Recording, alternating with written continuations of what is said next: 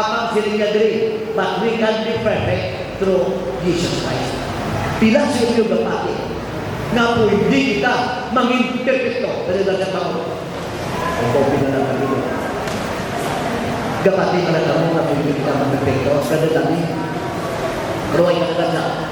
Mga kagulan sa hirap na kamo, pwede kita maging perfecto.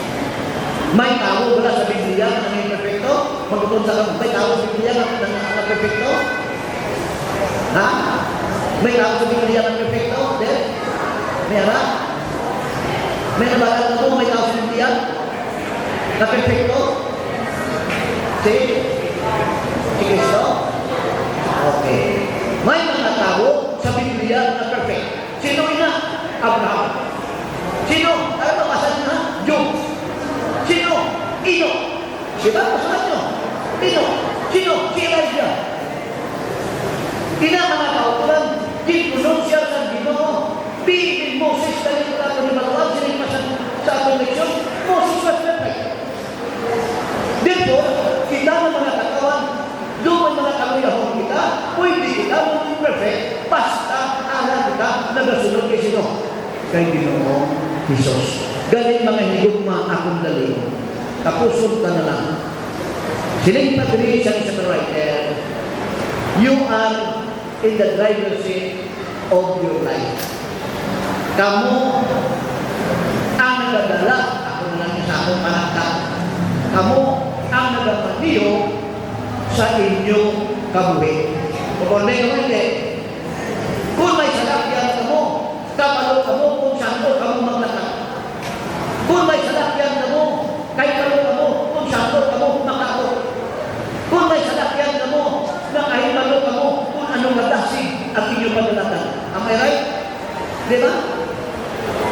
Mga hindi kong mga ukod kay Kristo na aging hanggang kung naman ninyo ilustrasyon. Ang atong palaboton na dipindi sa inyo. Ang nakalit mga kauturan, sumirat ka. Dalit naman natin, kita ko sulta. Sabi ninyo magpalasing kindagan, sinisis ko alit sa palasing kindagan. Kapanaki din na siya, duwal din na siya mga kauturan. Kita maglalang ini, niya hinay lang.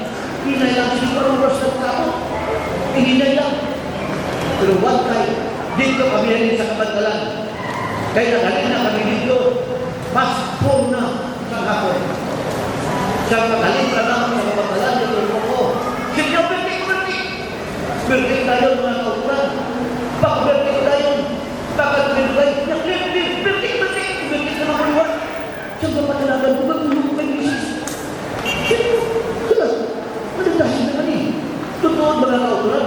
Dinalagtaw ng speedometer. Nag-speed ko one time, 130. Gusto mo lang siya. Ang iyan na dinalagtaw, makaperti kami. Marami ba? Totoo mga kauturan.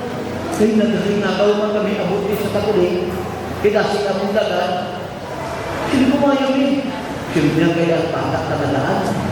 May ako sa klase mo. Sa mga Taiwanese. Tunduan niya kung mga Taiwanese. Kaya niya pinanagtibrado pa na mga abo. Kaya pagka-6, masungkod na siya.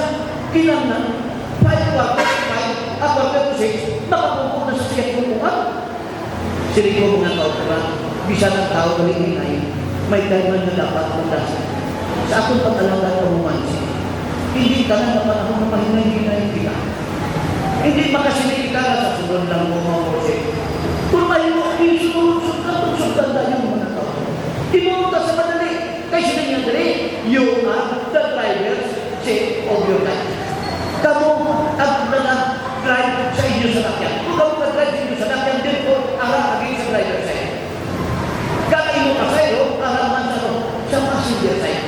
Ang mga hindi mo mamaulog kay Kristo. Kung si Kristo ang driver sa iyong patuloy, bakit nag-decision ikaw na siya ang magapangulo sa imo, mga kautulan katuhin. Ang pamangkot, hindi mo pakukuon si Ginoong Hesus.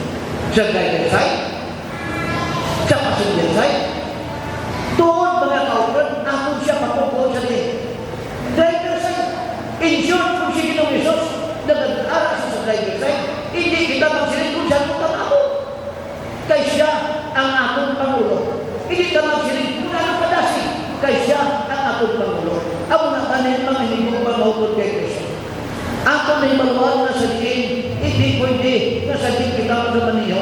Pwede man na sa likod lang ikaw kakakumagapunto. Kaya siling padri, Jesus surrender his life. Si Ginoong Isus, kinsurrender niya ang iyang galingon sa iyamay mga kautulan. Ako na kaya siling padri, Jesus lives in us by His Holy Spirit. And the empowered now surrender, live an abiding life of surrender to His Father in heaven.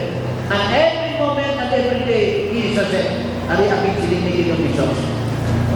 Ang akong pinapay o ng akong pagkaon, amo ang paghimok sa kabubuton sa nagpadala sa ako, kapagtapos sa iyang buluhan. Mga kautulan na akong magpamangkot sa inyo before ako magpunto. Kung sige ng Isos ng silinsiya, ng iya pagkaon, amo ang paghimok sa buluhaton sa iyamay, ano man malaya ang imubuluhaton, tagal akong buluhaton. Silinsan diyan, basahin sa diyan. Bakon ang amay ng padala sa ako, kamo ipadala kuman.